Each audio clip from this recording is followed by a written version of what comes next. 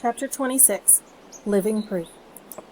The wall of mist still hovered at the edge of Hood's domain, and it was there that the survivors gathered to say their farewells. None quite knew what adventures lay on the other side of the mist, of course. Each of the children had come into the house from a different year. Would they all find that age, give or take a month or two, awaiting them on the other side? Even if we don't get the stolen years back, Lulu said, as they prepared to step into the mist, we're free because of you, Harvey. There were murmurs of thanks from the little crowd, and a few grateful tears. Say something, Wendell hissed to Harvey. Why? Because you're a hero. I don't feel like one. So tell them that.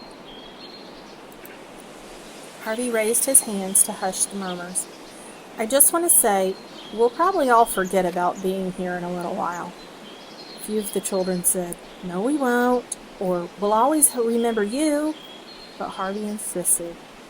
We will, he said. We'll grow up and we'll forget, unless what? Said Lulu. Unless we remind ourselves every morning, or make a story of it and tell everyone we meet. They won't believe us, said one of the children. It doesn't matter, said Harvey. We'll know it's true, and that's what counts. This met with the approval from all sides. Now let's go home, said Harvey. We've wasted too much time here already. Wendell nudged him in the ribs as the group dispersed. What about telling them you're not a hero? He said. Oh, yeah, said Harvey with a mischievous smile. I forgot about that. The first of the children were already braving the wall of mist, eager to put the horrors of Hood's prison behind them as soon as possible. Harvey watched them fading with every step they took, and wished he had had a moment to talk to them, to find out who they were and why they'd wandered into Hood's grip.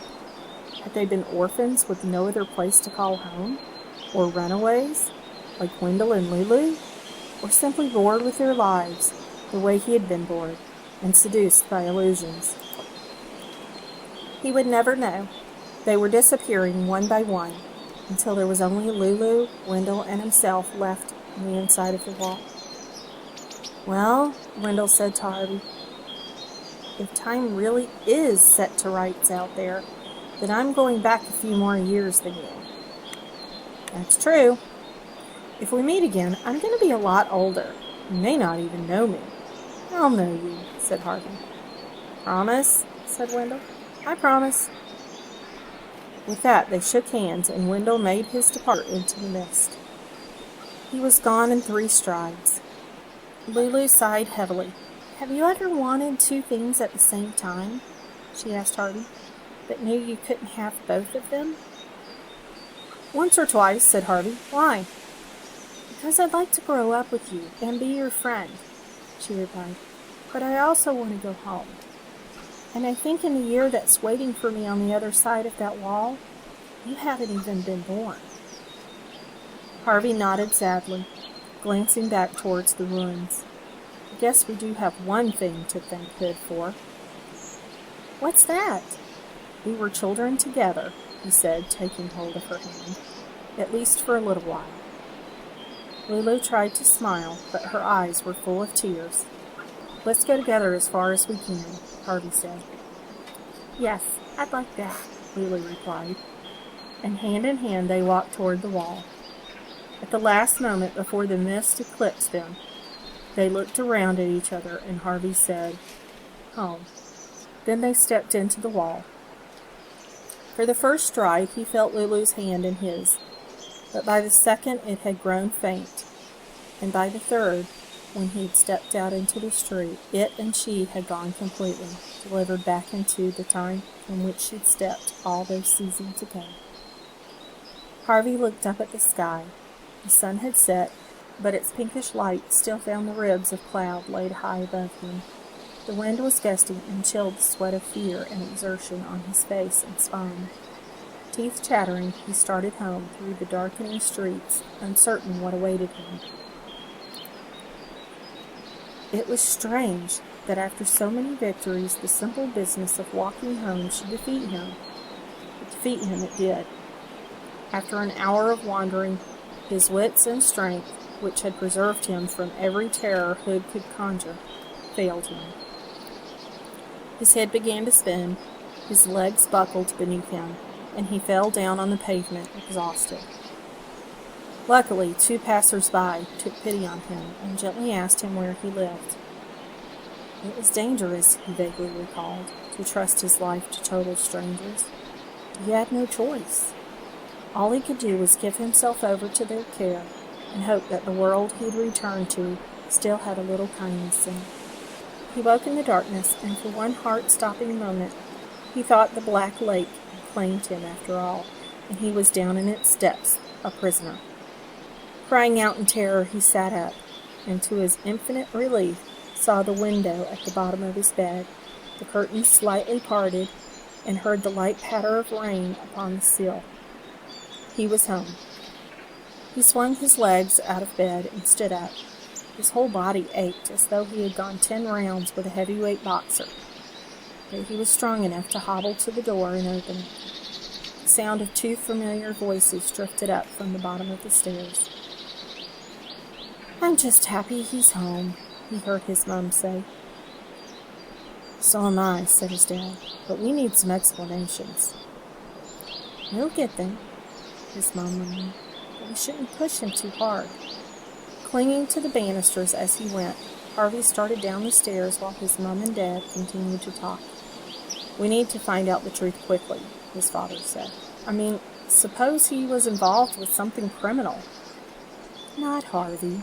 "Yes, Harvey. You saw the state of him. Blood and dirt all over him. He's not been out picking roses, that's for certain." At the bottom of the stairs, Harvey halted, a little afraid to face the truth. Had anything changed? Or were the 2 people just out of sight still old and frail? He went to the door and pushed it open. His mum and dad were standing, with their backs to him at the window, staring out at the rain. "Hello?" he said. They both turned at the same moment, and Harvey let out a whoop of joy to see that all the griefs and horrors of the house had not been endured in vain. Here was the prize staring at him, his mother and father looking just the way they had before Rictus had come for him. The stolen years were back where they belonged, in his possession. "I'm a good thief," he said, half to himself. "Oh, my darling," said his mom, coming to him with open arms. He hugged her first, then his dad. "What have you been to, son?" his dad wanted to know. Harvey remembered how difficult it had been to explain everything last time. So instead of even trying, he said, "I was just wandering around and I got lost. I didn't mean to get you upset." "You said something about a thief?" "You said something about a thief." "Did I?" "You know you did," his dad said sternly. "Well, are you a thief if you're taking something that belongs to you in the first place?" Harvey asked him. His dad and Mum exchanged puzzled looks. "No, dear," his mum said. "Of course not." "Then I'm not a thief," Harvey replied. "I think you owe both of us the truth, Harvey," his mother said. "We want to know everything." "Everything?" "Everything," said his dad. Then he told them the whole tale, just as they had asked right from the beginning. And if their expressions had been doubtful last time he had related his adventures, they were incredulous now. "Do you really expect us to believe all of this?" his father broke in while Harvey was talking about meeting Hood in the attic. "I could take you to the house," Harvey said. "Or what's left of it. I couldn't find it last time because it hid itself from grown-ups. But Hood's gone, so there's no magic left to hide it with." Once again, his mum and dad exchanged baffled looks.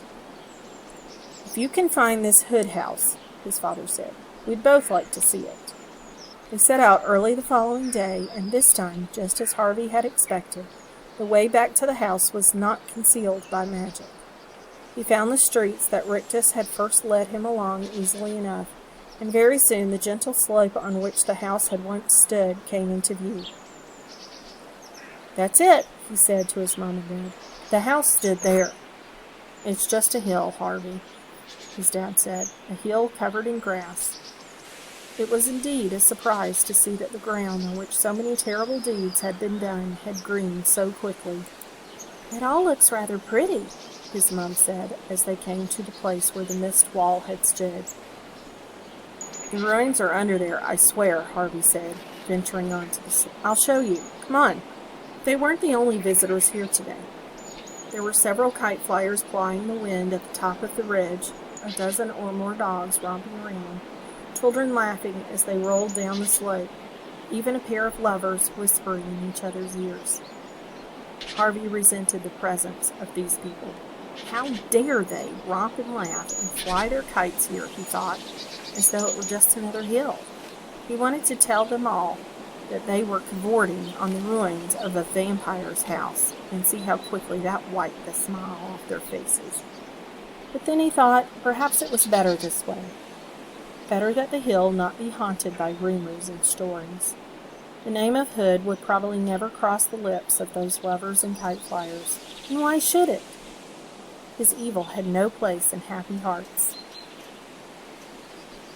Well, said Harvey's dad as the three of them climbed the slope, this house of yours is well buried. Harvey went down on his hunches and dug at the dirt with his bare hands. The ground was soft and gave off the sweet smell of fertility. Strange, isn't it? He looked up from his labors, both of his fists full of dirt.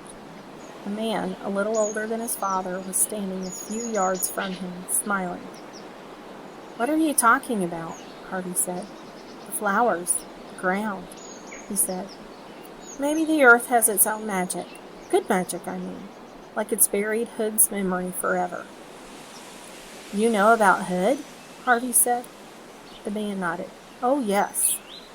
What exactly do you know? Harvey's mom asked. Our son here has been telling us such strange stories. They're all true, the man said. You haven't even heard them, Harvey's dad replied. You should trust your boy, the man said. I have it on the best authority that he's a hero. Harvey's dad stared at his son with a twitch of a smile on his face. Really? He said. Were you one of Hood's prisoners? Not me, the man said. Then how do you know? The man glanced over his shoulder, and there at the bottom of the slope stood a woman in a white dress. Harvey studied this stranger, trying to make out her face, but her wide brown hat kept her features in shadow. He started to get to his feet, intending to take a closer look, but the man said, Don't, please. She sent me in her place, just to say hello. She remembers you the way you are, young, that is, and she'd like you to remember her the same way. Anyway, Harvey murmured. The man neither confirmed nor denied this. He simply said to Harvey, I'm much obliged to you, young man. I hope to be as fine a husband to her as you were a friend. Husband? Harvey asked. How time flies, the man said, consulting his watch. We're late for lunch. May I shake your hand, young sir? It's dirty, Harvey warned, letting the earth run between the fingers of his right hand. What could be better between us, the man replied with a smile, than this healing earth? He took Harvey's hand, shook it, and with a nod to Harvey's mom and dad, hurried back down the slope. Harvey watched as he spoke to the woman in the white dress, saw her nod, saw her smile in his direction. Then they were gone, out into the street and away. Well, said Harvey's dad, it seems your Mr. Hood existed after all. So you believe me? Harvey said. Something happened here, came the reply. And you are a hero. I believe that. Then that's enough, said Harvey's mom. You don't have to keep digging, sweetie. Whatever's under there should stay buried. Harvey was about to empty his left hand of dirt when his dad said, Let me have that, and opened his hand. Really? Said Harvey. I've heard a little good magic's always useful, came his father's reply. Isn't that right? Harvey smiled and poured a fistful of earth into his father's palm. "Always," he said. The days that followed were unlike any Harvey had ever known. Though there was no more talk of Hood or the house or the green hill upon which it had once stood, the subject was a part of every look and laugh that passed between him and his parents. He knew they had only the vaguest sense of what had happened to them. But they all three agreed on one thing, that it was fine to be together again. Time would be precious from now on. It would tick by, of course, as it always had, but Harvey was determined he wouldn't waste it with sighing complaints. He'd fill every moment with the seasons he had found in his heart. Hopes like birds on a spring branch, happiness like a warm summer sun, magic like the rising mists of autumn, and best of all, love. Love enough for 1,000 Christmases.